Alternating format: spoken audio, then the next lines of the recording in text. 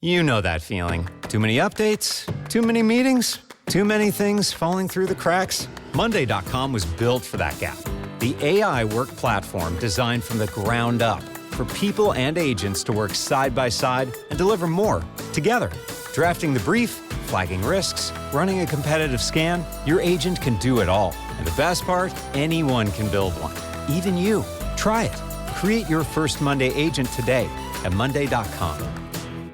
This podcast is sponsored by Talkspace. Last year, I went through many different life changes. I needed to take a pause and examine how I was feeling in the inside to better show up for the ones who need me to be my best version of myself. When you're navigating life's changes, Talkspace can help. Talkspace is the #1 rated online therapy, bringing you professional support from licensed therapists and psychiatry providers that you can access anytime, anywhere. Living a busy life, navigating a long-distance relationship, becoming a first-step father, Talkspace made all of those journeys possible. I could speak with my therapist in the office. I could speak with my therapist in the comfort of my home. I was never alone. Talkspace works with most major insurers, and most insured members have a $0 copay. No insurance, no problem. Now get $80 off your first month with promo code SPACE80 when you go to Talkspace.com. Match with a licensed therapist today at Talkspace.com. Save $80 with code SPACE80 at Talkspace.com. History as it happens, August 4th, 2026. Blood in soil. What is ethnic nationalism? Israeli airstrikes have continued in Gaza despite the US president's announcement of a plan to disarm Hamas. Security forces committed and are continuing to commit the following underlying acts of genocide against the Palestinians. Equally unwavering is our sacred commitment to continue to defend our country and defend our people. Just hours ago, Russian forces began their attack. President Vladimir Putin warning of another human rights catastrophe is unfolding in Sudan. More than 1 million Uyghurs and others belonging to various Muslim minority groups are believed to be detained in the Xinjiang region. China calls them thought transformation camps built to prevent extremism from spreading, but reports indicate they're more like prisons. The world is aflame. Endless wars and ethnic strife are tearing societies apart and reordering politics. It's nothing new, really, but an old force born in the 19th century remains potent. In many countries, people cannot just be people. They have to be members of a nation, based on race, ethnicity, religion, language, excluding those who do not belong. What is ethnic nationalism? That is next as we report history as it happens. I'm Martin DeCaro. Ethnic nationalism is a kind of nationalism where you define the nation really very narrowly by ethnicity, right? So ancestry, cultural heritage, cultural belonging, language. And that's in a way opposed to what you could call nationalism defined by citizenship or political values, a broader or looser definition of nationhood. If you have an ethnic nation, then by definition, it's closed to those who belong to that lineage of people. Elemente des Kampfes und des Opfersinns in der Nation mobilisierten, die zu allen Zeiten nicht die Mehrheit, sondern die Minderheit. The Nazis must be the first people who come to mind when you hear the words blood in soil. Their imagined community of a pure German race didn't simply exclude others. It saw them, no matter how harmless, as dangerous and less worthy of life. The murder mill at Ohrdruf brings out the full horror and bestiality of the Nazi scum. And General Eisenhower, a man hardened by the blood and shock of war, seems appalled at these unbelievable sights. Hitler and the Nazis may be the most extreme example, but the Second World War in Europe and Asia was a race war of annihilation in many places. The peace settlement of 1919 had created new ethnic minorities in many states with redrawn borders. They were targeted and scapegoated as multi-ethnic empires collapsed and aggressive ethno-nationalist movements achieved power. After the war, Jewish survivors of the Holocaust sought refuge in a new ethno-state, Israel, whose Zionist founders believed their movement required driving out most of the Arabs in its new borders. Against a background which daily gains resemblance to war-scarred Europe, Palestine is now at grips with almost unrestricted racial warfare. With British influence waning and United Nations action still delayed, the lawless elements of Jew and Arab populations take over from the servants of a policy of law and order. So, over the past 5 years on this podcast, we've done a lot of episodes about fascism, socialism, Zionism, all the isms, their histories and why they matter today. Next up, ethnic nationalism. As the historian Margaret Macmillan writes in her book, Dangerous Games, one of the many ways in which we define ourselves, the nation, at least for the last 2 centuries, has been one of the most enticing. The idea that we're part of a very large family, or in Benedict Anderson's words, an imagined community, has been as powerful a force as fascism or communism. Nationalism brought Germany and Italy into being, destroyed Austria-Hungary, and more recently broke apart Yugoslavia.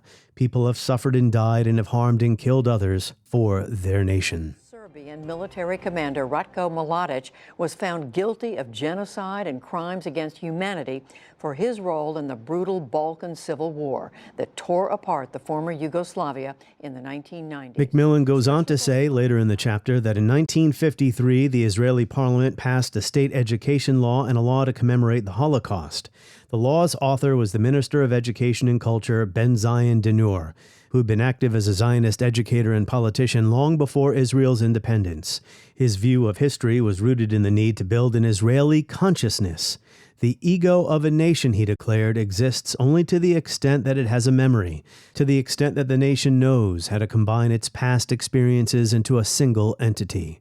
For Dinur and those who supported him, that meant teaching Israelis that there was and always had been an Israeli nation, that it had survived the long centuries of exile, that it had always been focused on getting back to its lost lands.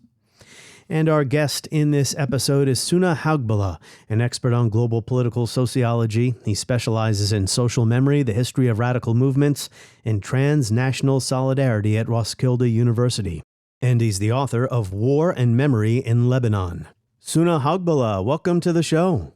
Thank you, Martin. Good to be with you. Joining us from Denmark. So I've done a number of episodes about the origins of the Israeli-Palestinian conflict, and I thought it would be wise to broaden my lens a little bit historically. I have looked at the origins of Zionism, the origins of the idea of a greater Israel, but there's another force at work here. It dates to the 19th century. It's called ethnic nationalism, or just maybe nationalism. What is ethnic nationalism, and is Zionism a form of it? Zionism is definitely a form of ethnic nationalism. Ethnic nationalism is a kind of nationalism where you define the nation really very narrowly by ethnicity, right? So ancestry, cultural heritage, cultural belonging, things you have in common, language. And that's, in a way, opposed to what you could call nationalism defined by citizenship or political values, a broader or looser definition of nationhood. If you have an ethnic nation, then by definition, it's closed to those who belong to that lineage of people. And it's really powerful for establishing an identity, and it reaches back into history, right? It says we have always been this people going back centuries, and now we have to be this people again, because many of these movements, nationalist movements, 19th century, 20th century, were based on trying to reestablish a lost nation, right? That's correct. And that's why, in many ways, we date it back to the 19th century, because there was a certain awakening happening in the 19th century based around the idea of discovering history and discovering nationhood and reproducing that nation. So reaching back into history, but also looking forward to how you can create and recreate the nation in question. And so in many ways, that's political entities coming out of often empires, larger political structures that then fall apart. And out of that come new nation states. And often defined by grievance too, right? Absolutely. So you have a grievance towards your enemies. You could have a grievance towards the state that you were coming from, in a way. You can have a grievance towards part of the nation that you wish to separate from. So there's a lot of potential for conflict in those ideas. There are many bases for nationalism, and of course, nationalism has different definitions depending on the contexts. For instance, George Washington was a certain kind of nationalist. Adolf Hitler was a certain kind of nationalist. When it comes to ethnicity, it's powerful because you don't choose your nation chooses you. And then there's an exclusive edge to it. meaning if you're not a German properly understood, or if you're not a Hungarian properly understood, then you simply don't belong here. I know this is a meandering question, Sune, but it also is tied to a patch of land, a territorial boundary, and that's really where we get into trouble. Absolutely. Trouble roughly defined here as war and conflict and death and destruction, right? Genocide, And genocide, eventually, because who has the right to define, who has the ownership of that definition? That's a very dangerous game, if you want. So I think it's very interesting to talk about how those ideas came about. Where did that come from, that way of organizing yourself, and how have they sort of developed in the last 200 years? Yeah, let's do that now. I like to start at 30,000 feet, but we can get a little more granular. You said dangerous game. Margaret Macmillan, terrific historian, wrote a book called Dangerous Games, The Uses and Abuses of History. And she has 2 succinct chapters on the origins of nationalism.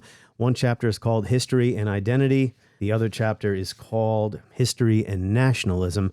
I'm going to cite this book during our conversation. I'll just cite one short passage here when it comes to, reaching back into history. An imagined community based on myth. These are not 100% factual stories we tell ourselves. She says here, the Nazis made much of ancient myths and legends and of historical figures such as Frederick the Great, who of course was real, Frederick Barbarossa, who was crowned German king in the 12th century, and the contemporaneous Teutonic Knights, whose crusades included not only the Holy Land but also much of the Baltic. These were all supposed to show the genius and continuity of the German race and the need for it to resume its onward march. We take up where we left off 600 years ago, wrote Hitler in Mein Kampf. Of course, the Germans are hardly alone in this. She mentions the Serbs and Serbian nationalism and going back to battles that have been fought like 1,500 years ago to make a point about your belonging in the world today. What Margaret Macmillan is mentioning here, or referring to, is a very famous book by Benedict Anderson, Imagined Communities, right? 1983. And that was part of a number of books that came out in the 80s, actually in the mid-80s, by people like Eric Hobsbawm, Anthony Smith, right? Ernest Gellner. That all took up this idea of nationalism and its origins. And what Anderson was arguing was that the reason why people began to conceive of themselves as communities in this sort of way in the 19th century onwards is that they started to have the means to communicate the idea across a large population. So it's really with the rise of mass communication and industrial society that it becomes possible for the first time to reach out to different populations across a large geography and create this idea of an imagined community. As the German example shows us, that could be a dangerous game, as she says in her book, because you're really toying with the possibility of not just inclusion, but very much also exclusion. Yes. So people who have been living together might suddenly not be conceived of as members of the same political community. Yeah, you used to be neighbors, now you're enemies. So what's fascinating here, before the rise of national self-consciousness in the 19th century, which some have said really stems to the French Revolution. But before this rise of nationalism, ethnic or otherwise, people did not see themselves this way. This is a new phenomena.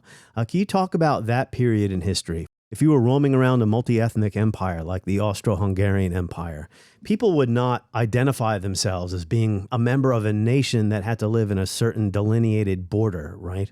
No, that's correct. Generally, before the French Revolution, people would identify primarily according to religion. So religion would be a strong identifier, but also locality. Back to Benedict Anderson, people were not necessarily in touch across large geographies. They were not aware so much of other parts of their country, as it were. And they would primarily be loyal to the king. So the king would be the person, or the ruler would be the person tying these different local loyalties together. Kings could actually rule over very composite countries and empires, and when they would change over time. So if you take my own country as an example, right, Denmark, today's ethno-nationalists in Denmark, we have nationalist parties. They like to conceive of Denmark as a very old ethno-nation. the longest established royal kingdom in the world, going all the way back to the 900s. Everyone speaking Danish, everyone with a roots in sort of Viking heritage, and then after that, Protestant Christianity, and so on. When you look at the actual history, not the constructed history, the Danish king actually ruled over a very composite kingdom, where at certain points there were Norwegians and Swedes involved, there were parts of Germany, there were overseas territories, and this changed through wars and so on.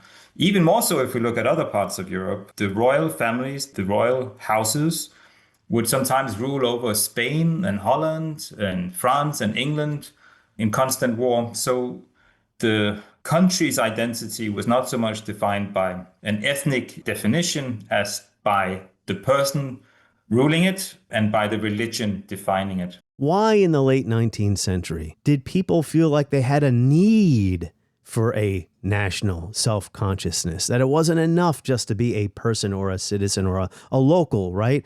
That you had to have a group that had a shared origin story, a shared ethnicity, etc., right, and then attached to a piece of territory? Yeah, that's a good question. I mean, it's a kind of the million-dollar question in a way in modern history. And I think it requires a little bit longer than, a minute. So you stop me if I speak too much. No, go ahead. The floor is yours.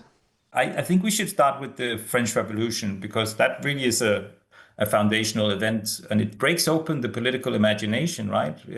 It challenges the idea of who has the right to hold power, what is sovereignty, who belong together, and so on. It introduces these great universalist ideas that could apply to anywhere, but at the same time, there was also a nationalist element in this kind of rediscovery of history that took place in the French Revolution. At the same time, it introduces ideas of enlightenment that were developed by philosophers to, let's say, a broader population through this complete revolution and change, which was copied in other parts of Europe and the world.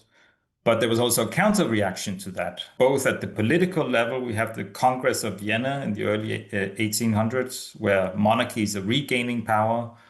And that actually drove a lot of emerging nationalists and also liberal movements underground and strengthened them. But if we look at the level of ideas, at the level of philosophy, Enlightenment ideas were very central to the French Revolution. But we see in the decades after that a kind of a counter-reaction in European thought against this very reason-based ideas of enlightenment, very much driven by German philosophy. So we have German philosophers and poets who were at the center of this romanticist movement. One of them was a guy called Herder, who believed in a nation having or being defined by what he calls Blut und Boden, blood and soil, defining the history and the identity of a people. And part of that is really rediscovering your past. For some people, it meant going back to the roots of Western civilization, and they found that in ancient Greece and ancient Rome. Of course, that was part of the Enlightenment also, so that's how these things are tied together. It pushed people to, for example, to strongly support the Greek War of Independence. Just 2 decades after the French Revolution, the Greek fight for independence against the Ottoman Empire. We have the Serbian War of Independence as well. And actually these wars, they inspired movements of solidarity across Europe, in particular the Greek War of Independence, because Greece was in fashion and many intellectuals saw it as sort of foundations of Western civilization. That are perhaps some of the first proto-nationalist or ethnic nationalist movements.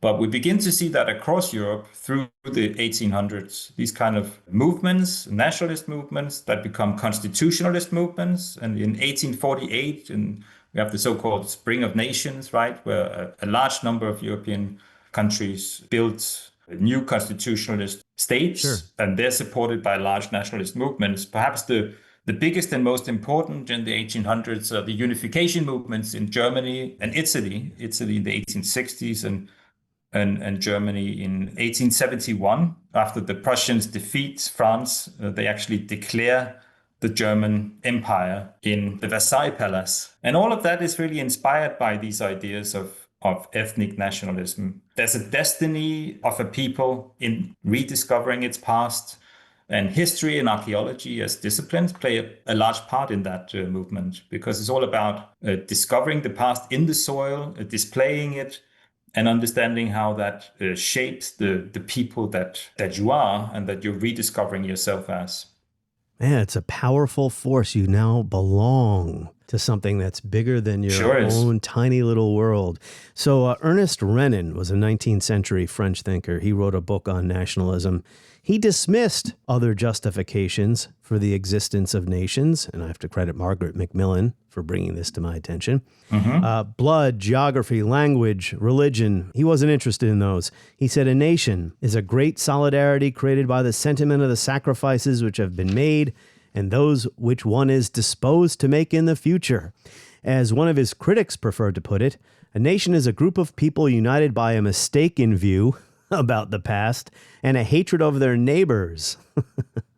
Yeah, sort of a bit dismissive there in a way. Yeah. The nation state is all we have now, for better or for worse. Yeah, but the content of that could be different things, right? Yes. So there is a certain competition between, if you want, the pure ethno-nationalists and those who allow for a broader definition. And, you know, for every country in the world, it is a challenge if you begin to define yourself too narrowly, because there is hardly any purely ethnic nation in the world. Yeah, of course, it's all. I would say it's all a myth. I would say there isn't one. Yeah. But you know, that's probably debatable. Some people would actually sometimes point to Denmark as the closest we get, but that's really faulty. Both if you look at the demography today, but also going back in the past, as I already alluded to.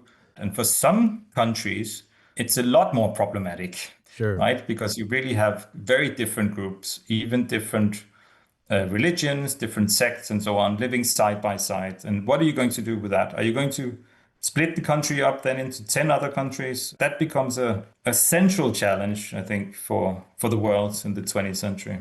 Sure, I said it was all a myth. That's an overstatement. But, you know, some of my family members did those genetic testing, a genetic lineage. Yeah. And, you know, they thought that they was going to come back Italian and Sicilian. That was a tiny percentage. So I think we should talk about World War I here, because that really did sweep away the last remnants of the old order. The last multi-ethnic empires, Austria-Hungary, the Russian Empire, which had already undergone its own Russification, right? Right. The Ottoman Empire, which had a pretty tolerant climate relative to some other places in world history. Those empires are swept away. And now we have this problem of all these people who want their own state. Can you talk about the importance of World War I and its settlement? For instance, Hungarians now finding themselves living in Romania. Yeah, excellent question. I mean, what happens in World War I is you have the breakup of these big multi-ethnic empires that you talk about. And actually the World War itself is triggered by ethnic politics, if you want. The question of Serbia challenging the Austro-Hungarian Empire and being afraid of the competition with it. Serbia perhaps aspiring to creating a pan-Slavic or Southern Slavic state, Yugoslav, which becomes Yugoslavia later, right? That means the Southern Slavic state. A small group of ultranationalists inside the Serbian leadership decide to kill the Prince Franz Ferdinand, and that triggers the First World War. And in the First World War, you then have a clash of these great empires, but you also have really rampant nationalism driving the war. So, you know, in 1914, people in London and in Paris and so on were awash in flags and patriotic songs and so on, and thought that this would be over very quickly. But what it really led to was the breakup of large empires and the creation of a lot of open ethnic questions, open questions about statehood and control in Europe, largely remained unresolved, not just in Europe, but of course also in the Ottoman Empire. Sure. And opened up to some of the transformations in the 20s and 30s, the rise of fascism, and then the breakout of the Second World War. Yeah, the problem of ethnic minorities, right? So Woodrow Wilson calls for self-determination. Well, now you're a German living in Czechoslovakia or a Hungarian living in Romania. What does that mean for me if I'm an ethnic minority? How is that really going to be resolved? And Without a clear plan for that, the question of self-determination really becomes quite dangerous, and a potential for further conflict. And of course, you then have the Nazis taking over in Germany and calling for the creation of a larger German Reich that can encompass all these German minorities that live de facto in other countries. That could either be done through negotiated settlements, or it could be done through conquest. And of course, it ends up in a war of conquest with other aims as well. That becomes impossible to contain, and then we have the Second World War. So in a way, the ethnic question is quite important for the complete destruction of the European order in the first part of the 20th century. Tap subscribe now in the show notes to skip ads, get early access, and enjoy all of our bonus content. Or go to historyasithappens.com.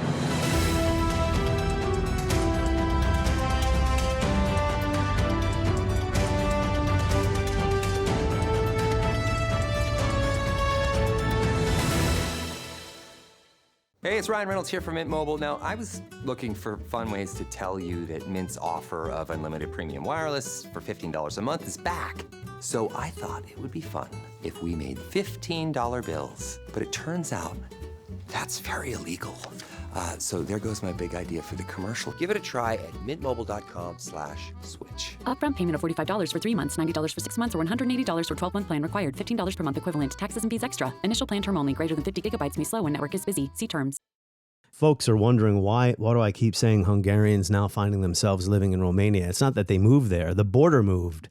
Borders had to be created to create new nation states in this era of ethnic nationalism or nationalism. And everyone wants to get their own nation state. So during the Versailles Conference, Ho Chi Minh makes an appearance, right? He wanted Vietnamese independence, self-determination. Right. The Kurds, didn't they also make a plea? They're still pleading for their own state today. This is still the era of colonialism and imperialism. So Britain and France decide after the First World War to divide parts of the world, and certainly the Ottoman Empire, into areas of control, and they give each other mandates to control these countries, but they at the same time create proto-nations or proto-countries that are to become independent at some point. And of course, not every ethnic group is able to lobby, as it were, for a creation of a nation or a country for themselves. In the Ottoman Empire, you have a number of ethnic groups. Some of them are well organized, some of them are not. Some are promised a country in the future by the mandate powers, such as the Palestinians. Indeed, the Brits make several promises. One of them is the promise of a Jewish state in Palestine, and the other one is the promise of an Arab state. So at that stage, there were different nationalist movements that were sometimes competing conceptions of nationalism. When it comes to the Arabs living in Palestine and making up the large majority of the population, some supported the notion of a Syrian state, a state in what is today Syria, Jordan, Palestine, and Lebanon, where Palestine would be southern Syria. Some supported a broader Arab nationalism, and then some come to support a particular Palestinian nationalism. After the defeat of the Arab nationalists in the Battle of Maysalun, when they are defeated by the French, they really give up on this idea at that stage, and that gives space to the particular Palestinian nationalism and the nationalist movement to develop. But of course, then we see that there is a clear competition. You have a competition between the Zionist movement and the Palestinian nationalist movement over sovereignty of the same territory.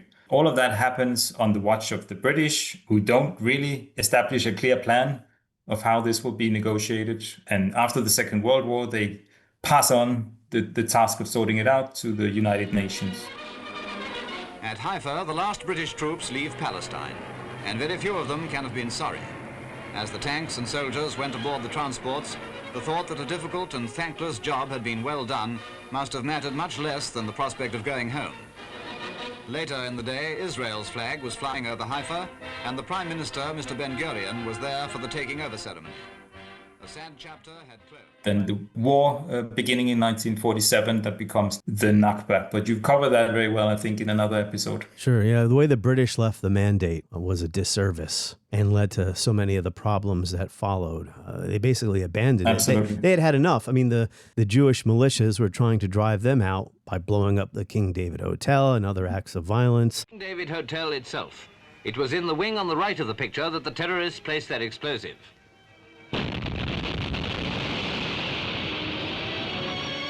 And the result of the crime, the tragic scene, is like a serious incident during the Blitz. The Zionist movement was better organized along nationalist lines as far as structures of governance, militias, than were the Palestinian Arabs, largely because the Arab uprising in the 1930s had been crushed and their leaders had been sent into exile.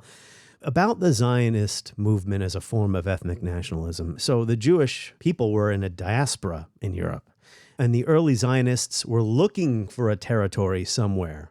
Actually first developed as a form of Christian nationalism in Britain before it became a particularly Jewish-driven movement. So I think that's important to remember, the idea that the Jews as a problem, this idea of a Jewish problem in Europe, could be solved by settling them somewhere else, whether that be in historic Palestine or some other part of the world.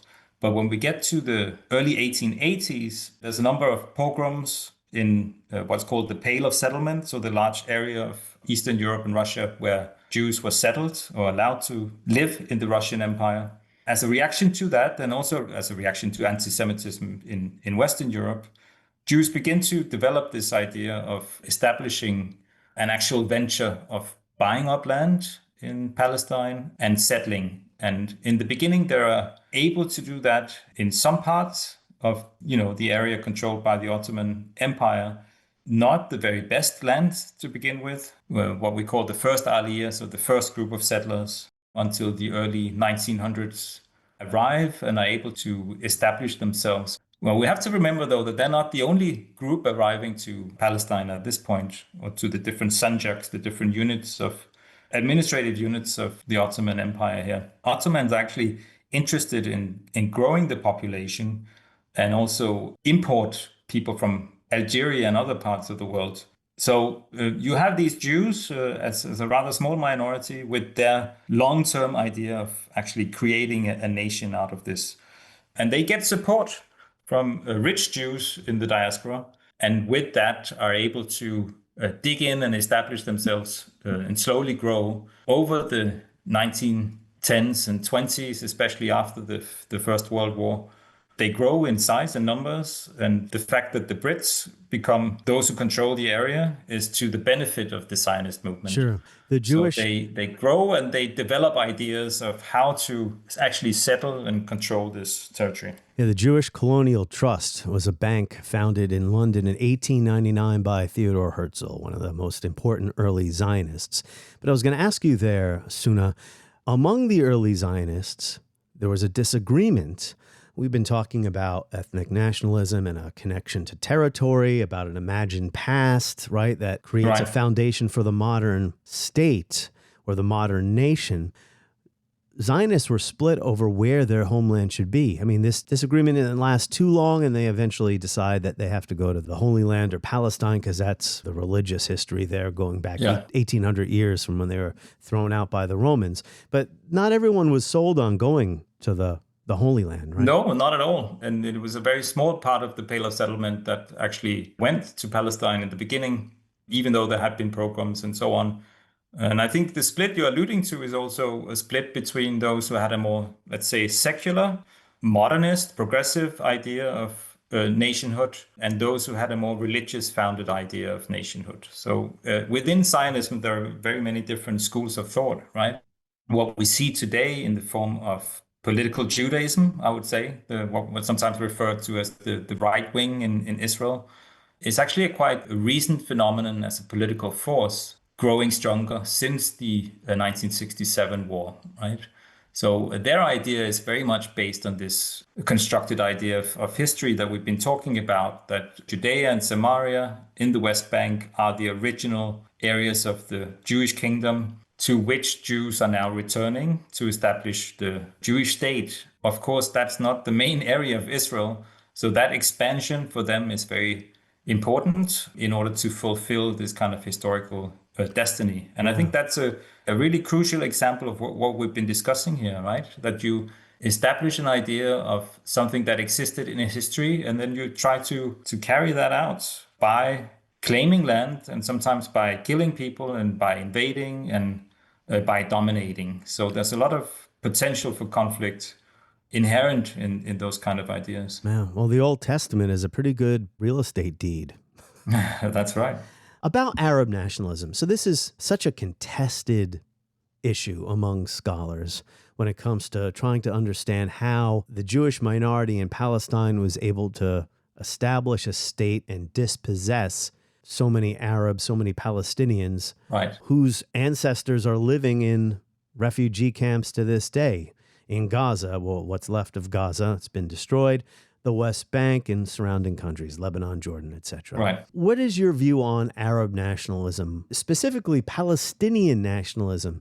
Because I've had some historians come on my show to say that the Palestinian Arabs simply weren't ready for a state in 1948. My view is that, of course, there was Arab nationalism as a particular movement dreaming of establishing a state for Arabs across the region, which, as I mentioned, in some ways began before the First World War, right, with thoughts and ideas and leadership and so on. And then you have Arab nationalisms in the plural, meaning different nationalist movements within the Arab countries that sought to create, for example, an Egyptian state, a Lebanese state, a Syrian state, an Iraqi state, and a Palestinian state. And those are sort of overlapping in quite confusing ways, in the sense that some people who fought for national independence and fought against imperialist powers and outsiders would not have minded the creation of an Arab state, but were perhaps also content with the creation of, as it were here, in this case, Palestine. That's a very interesting conundrum, right? When you're fighting an oppressor from the outside, what is going to be your vision? And ethnic nationalism doesn't necessarily mean that it's very easy to define the content of that nation, because it depends on how far back in time you want to go. For Egyptian nationalists, you could go all the way back to the pharaohs, right? And make claims about how not just Islam and the Islamic empires, but even pharaonic features were still present in current day Egyptians, and pharaonic blood rolling in their veins and so on. For Lebanese, you could make claims about the Phoenicians, but you could also make a claim about the Arab caliphates and the Arab empires back to the 600s being the defining factor. So it's really about how far back in time you want to go. And there you have competing movements. I think with the Palestinians, the crucial question becomes the competition with the Zionist movement that they become embroiled in from the 1920s. I think that really defines for them what their struggle is. So their struggle is a larger struggle against imperialism, but it's also a particular struggle against the Zionist movements over control of that land. So in that struggle, they develop a sense of Palestinian nationalism. You took the words right out of my mouth there. Arab nationalism. Yeah, that wasn't necessarily there before. Some scholars argue that there is something we can call Palestinian national identity 4,000 years back in time. Some people would say, well, even in the late Ottoman Empire, there was a newspaper called Palestine. There were nationalists who were, already organizing and thinking along those lines. But I would say that there were competing groups and competing ideas. That's a fact. There were the Southern Syrian nationalists and there were Arab nationalists alongside the Palestinian nationalists. And I think you're right to say that they, in some ways, were ill-equipped for the struggle. They were in a difficult situation with not a lot of help from the outside and up against a very strong and organized opponent in the Zionist movement. So when it came to conflict in 1947 and then the big war from May 1948, they, of course, received some help from the Arab countries, but they were not successful. And therefore, we've ended up in this situation where the Palestinians are there, but they're not quite a country. They're not quite a state. They are a people longing for a state and working for it. And their nationalist identity is forged in that struggle. Yes, in that struggle, yes. Because now there is something that is forcing you as a people to come together. And, the Zionist movement was never meant to assimilate with the Arab population. You can find one quote after another, one statement after another by Ben Gurion and others in his consultancy. The Zionist movement always intended, I'm talking about the leadership here, maybe not your ordinary Jewish person. An important distinction. The leadership never intended to have a large group of Arabs living in the future Jewish state. Yes, and there were plans made from the beginning to create an iron wall, as Jabotinsky called it, right? So protecting the proto-state as it was being created against the indigenous population. But having said that, I think the distinction we sort of alluded to here is important, namely between leaders and people living in the territory in question, because there's no doubt, and historians have shown this, that Arabs and Jews living side by side in many ways got along quite well. And for those who hope for, or perhaps even work for a democratic state, a one-state solution, that's something to give hope, to point to that part of history. I mean, you could also point to examples from today, indeed, with Palestinians and Israelis, or Jews rather, living side by side. That's entirely possible. The question is more what to do with this ethnic nationalist idea that's so entrenched.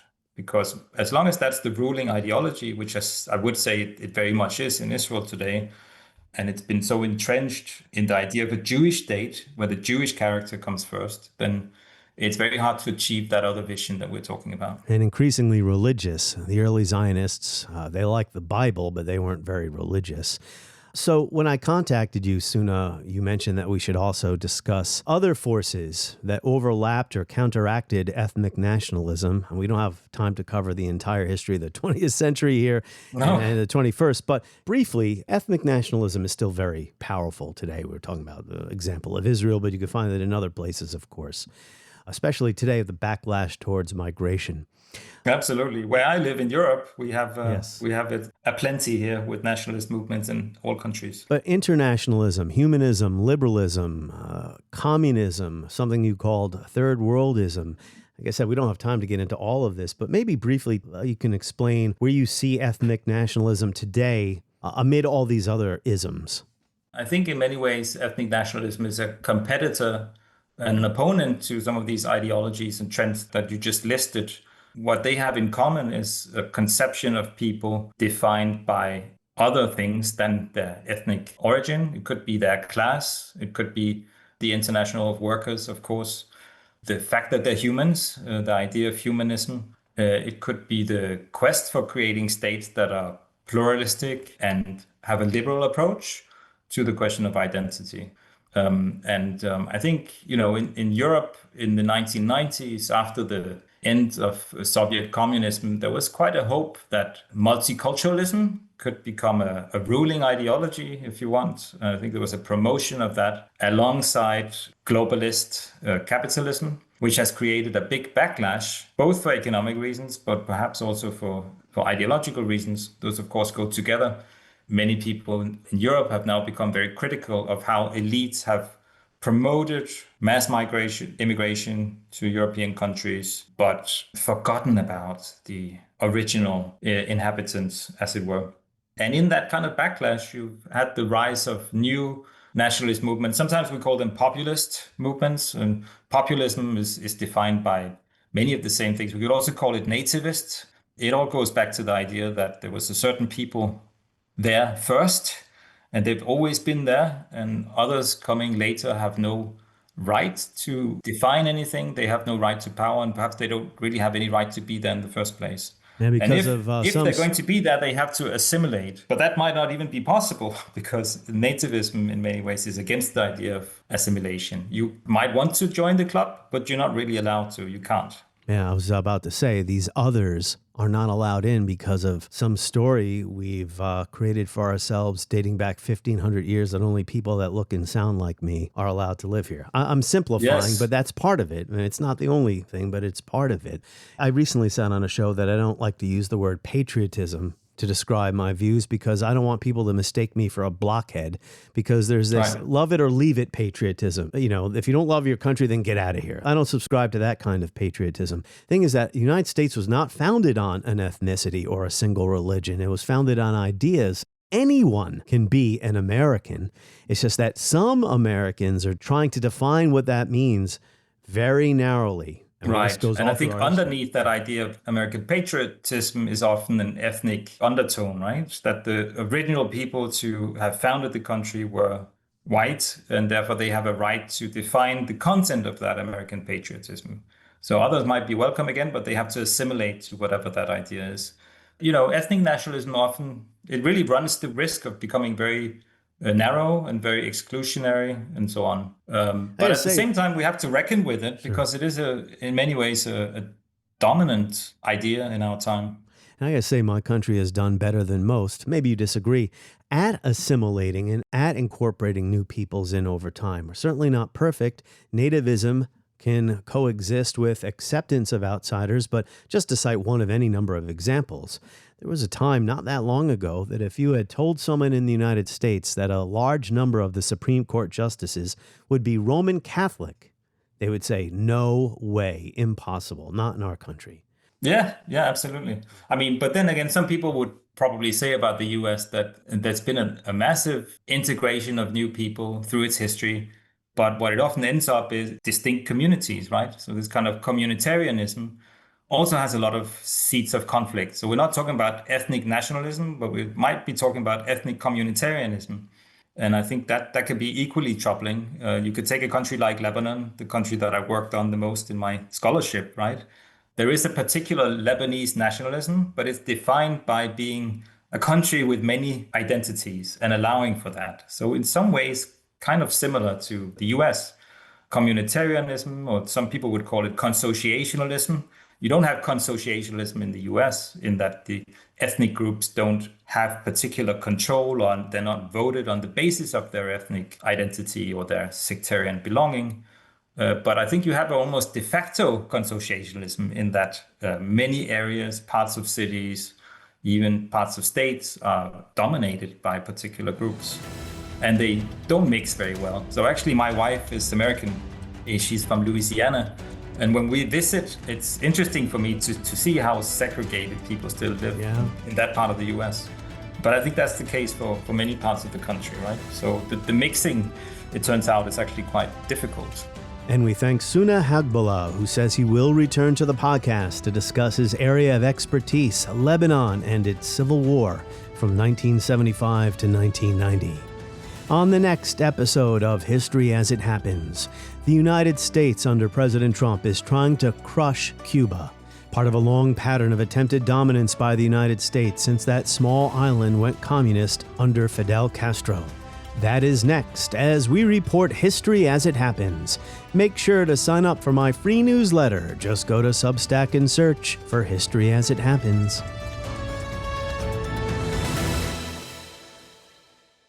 Marketing is hard.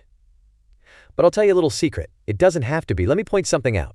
You're listening to a podcast right now, and it's great. You love the host. You seek it out and download it. You listen to it while driving, working out, cooking, even going to the bathroom. Podcasts are a pretty close companion. And this is a podcast ad. Did I get your attention?